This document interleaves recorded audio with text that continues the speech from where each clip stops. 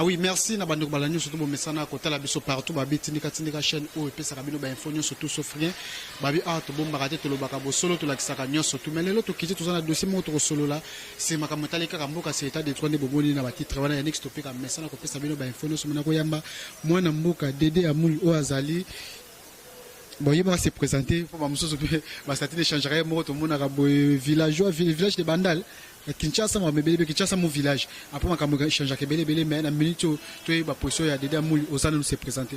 J'ai toujours été journaliste, actuellement présentateur de Bossolo la politique, Bossolo la politique d'Afrique à télévision et coordonnateur de Kinshasa mon village ASBL, une ASBL qui prend en charge les enfants malades en faisant des récoltes de fonds na environnement quoi tout ça wana. Vraiment mettre mon agi makambo ya kolandela bana ba traitement kataki pe na nzela auto kitaki pe na terre. Les lots tozanango, j'ai des cas, on continue. On est congolais, on est patriote, on se bat pour la nation donc c'est pour la vie. Moi vitesse no doser. Ma casse écoute, je suis sur ça. Ça c'est ma vie, je peux pas lâcher, c'est une vocation nous m'appelle sanga donc vie mon banazana. Évolution qui est kitoko. Vraiment Dieu fait grâce kitoko. Bana ba obika me souper to ko ba récolte de fonds par-ci par là. On a dossier libiso colocation na tindika ndeko de Dédé Amuli to moni na ba papier awa dossier za nini finalement bandeko ba yibo ba to tela biso partout. Dossier za appel d'offre salamaki na niveau ministère ya ITPR pour na silo ya ba véhicule question de renouveler ba charroi ya ba ministère ba entreprise écoute ça qui ba dossier ezaki kili ba entreprise ezaki retenu et bani CFAO RDC Daoun Motors Dewa Congo Motors et LT Simpex bazalaki ba entreprise ounyo sur qui kozwa ba marché on a ba entreprise nyonso o écoute ça qui dossier c'est l'entreprise o eza ba congolais LT Simpex oyo mibeko combien d'entreprises vraiment le nombre est évité mais oyo ezali awa de firmes ont répondu à l'invitation pour cet appel d'offres, à savoir dans les 5 firmes où va répondre à l'appel d'offres, il y a commis dans mon candidat. Tu comprends? Par rapport à l'analyse attribuée provisoirement du marché aux firmes au Badinho. Alors, dans Mibeko, il y a passation à marché. Et l'objet était pour Ozoa. Privilège dans l'entreprise pour la passation à marché, privilège et zali bongo dans l'entreprise yaba congolais. Or que dans l'entreprise nyonso et zala qui retenu. L'entreprise yaba congolais kaka moko. LT Simpex. Oh tu etikali ezaya bato libanda. Liboso ba pesi raison, il y a problème technique. La pesi raison ministère. Or que ba pesi raison, il y a problème technique. Que LT Simpex a remplir critères, il y a problème, il y a présentation, il y a un dossier naïe. Après, LT Simpex a démontré que raison bah si pour ça la RG et sa solidité, bah zongi n'a pas problème administratif que Mikanda compte qui au préalable et ça là qui bien été. Entre temps, pourquoi on a pas problème, comme on analyse technique, bah où t'as une analyse administrative. Mais ce qui va quelqu'un qui analyse technique donc administratif et les gars qui bien, n'est pas que la technique. Mais bah zongi si bah sima. Bah si bah raison si ni sur ma raison tout bah ministère et pesa qui écoué. Mais moi, le ministère a sa entreprise marché. Il faut attendre par rapport à l'évolution. Est-ce que l'entreprise est vraiment sérieux? Le ministère a débattu à sa charge. S'ils avaient retenu la liste de l'entreprise de Kotaki, ceux qui retenu, c'est parce que ils ont rempli les critères. Tant que mon était ou appel d'offres en et c'est là qu'il y a décor, il y avait déjà des entreprises qui fallait soit en mais LT Simpex a l'objet fois qu'il y a un dossier au Tina Souka, mais à coincé dans le dossier tout, bah raison nyonso bako pesa par rapport à Luka Moya qu'on rejeté LT Simpex. Non,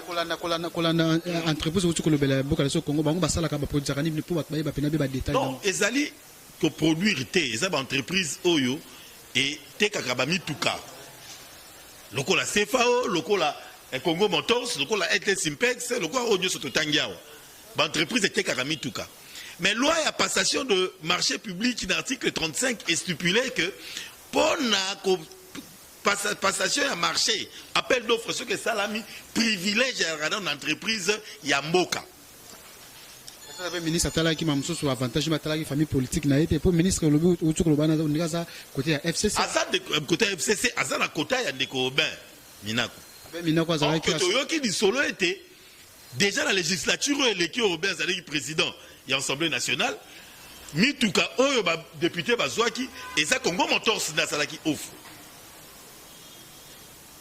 Mais sikoyo to longo na ba raison ba pousser wana ba na raison mususu ya koloba été attestation de il y a DGI attestation de situation fiscale o ebimaka na DGI o LT Simpex et ça faux usage de faux.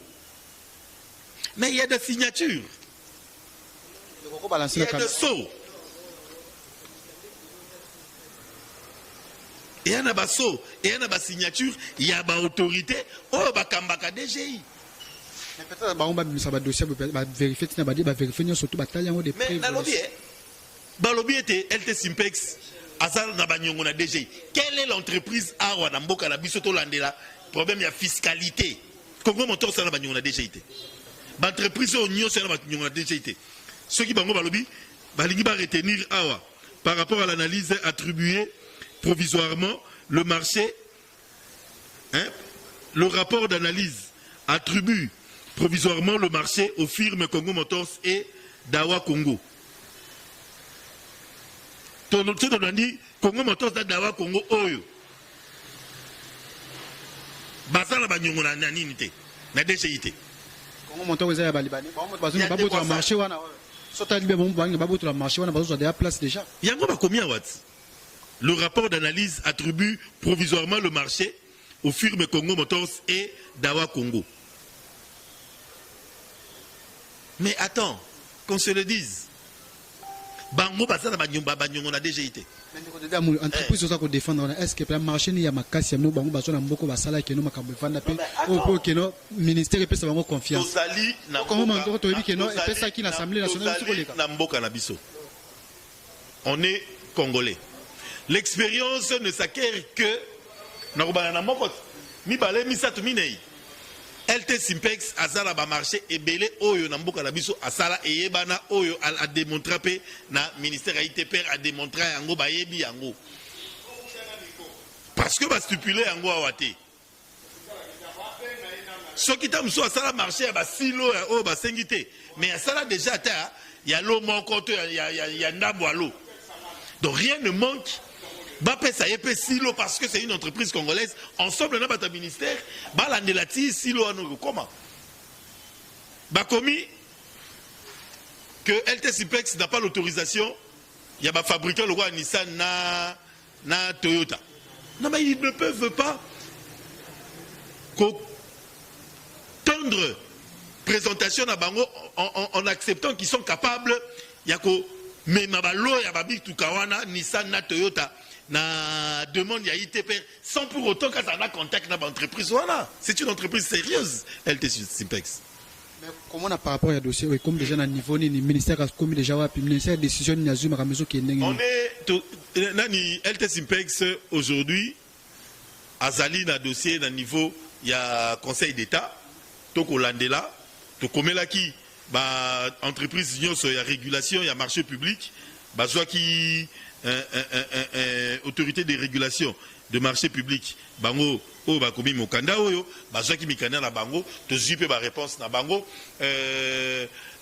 bango nyonso baza toyebi pension na bango yango to kobunda na niveau ya Conseil d'État bas topé nanu marché le quoi nanu ba et komi ba pesi yango ouvertement officiellement na une des entreprises oyo va choisir le roi Dawa Motors na Congo Motors ba to zonga nanu na procédure totale à ceux qui entreprise ya ba congolais LT Simpex aza na nzela ya malamu te pona kozwa droit ya kosala marché wana ou bakabola balo entreprise ya ba Congolais ezwata de l'eau, comme le chef de l'État ne cesse de marteler qu'on doit créer de millionnaires congolais, de milliardaires congolais, qui doivent être encadrés et soutenus par le Congo.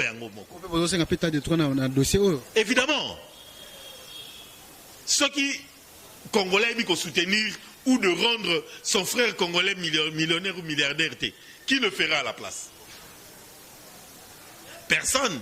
Ça doit venir Kakanabiso-Moko. Mais moi, je ministère décision par rapport à marché. Tout le monde est déjà penché dans la position. Penché dans la bango, penché dans la bango, le rapport d'analyse attribue provisoirement le marché aux firmes Congo Motors et Dawa Congo.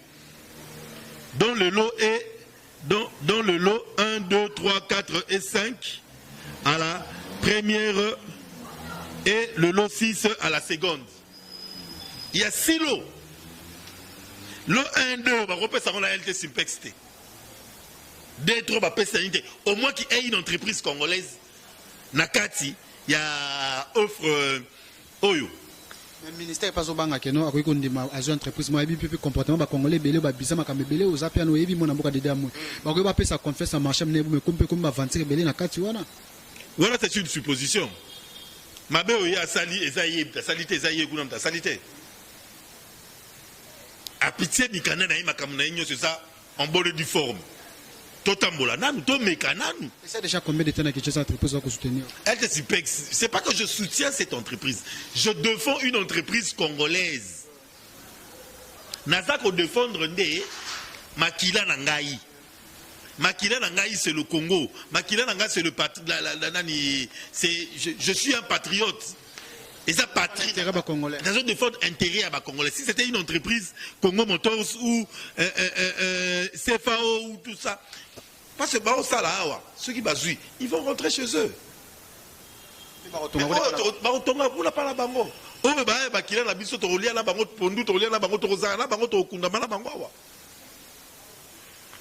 C'est par là on demande au chef de l'État, na ba autorité nyonso ya mboka oyo, na son excellence Willing Opos, na son excellence Obaminaku, de voir ses moyens à soutenir. Parce que toyebi ete ndeko ben kota oyo ndeko Willing Opos aza nza kota na ye.